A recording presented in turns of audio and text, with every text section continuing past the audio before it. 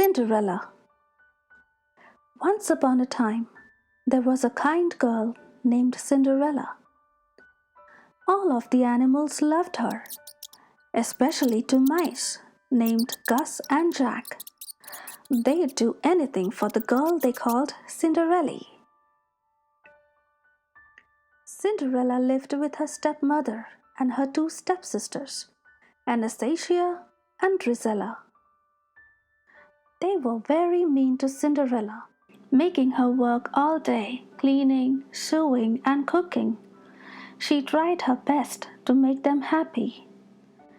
Cinderella's stepmother, Lady Tremaine, was cold, cruel, and jealous of Cinderella's charm and beauty. She enjoyed giving Cinderella extra chores to do, such as bathing her cat, Lucifer. One day, a messenger arrived with a special invitation. There was going to be a royal ball at the palace. The king wanted his son to find a bride. Every young woman in the kingdom was invited, including Cinderella. Cinderella was very excited about the ball. In the attic, she found a dress that had belonged to her mother. It was a bit old-fashioned, but Cinderella could make it beautiful. Lady Tremaine didn't want Cinderella to go to the ball. She wanted the prince to meet Anastasia and Drizella. Maybe he would marry one of them.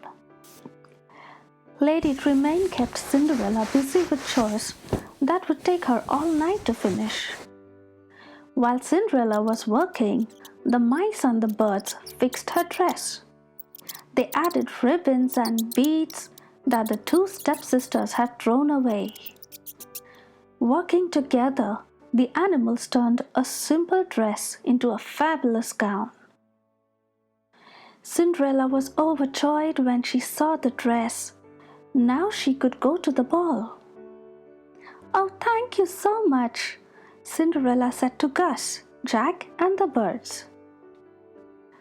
When the stepsisters saw their old ribbons and beads on Cinderella's dress, they flew into a rage. They ripped the dress and pulled off the beads. Lady Tremaine didn't stop them. Cinderella's dream of going to the ball was true. Cinderella ran away to the garden to cry. Suddenly, her fairy godmother appeared. With a wave of her wand, she turned a pumpkin into an elegant coach. Cinderella could now go to the ball, but her dress was still ruined. "Bippity boppity boo," said the fairy godmother, waving her wand again. Cinderella was now wearing a beautiful gown and sparkling glass slippers. But all of this came with a warning. When the clock struck midnight, the magic spell would wear off. At the ball, Prince Charming couldn't take his eyes off Cinderella. The orchestra played, and the prince began to dance with the wonderful girl whose name he still didn't know. For Cinderella, the night was a dream come true. Before too long, the clock began to strike midnight. "Goodbye," Cinderella said, hurrying away. "Come back," called the prince. "I don't even know your name." As Cinderella fled, one of her glass slippers came off. The prince sent the Grand Duke to find the girl who fit the glass slipper. Lady Tremaine locked Cinderella in the attic, but Cinderella's mouse friends freed her. Then Lady Tremaine tripped the Grand Duke, and the glass slipper shattered. But Cinderella had the other in her pocket, and it fit. Cinderella and the prince were soon married. Everyone rejoiced, including Cinderella's mouse friends who wore special outfits to the wedding. Filled with joy, Prince Charming and Cinderella lived happily ever after.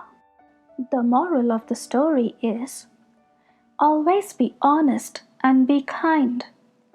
No act of kindness, no matter how small, is ever wasted. The end.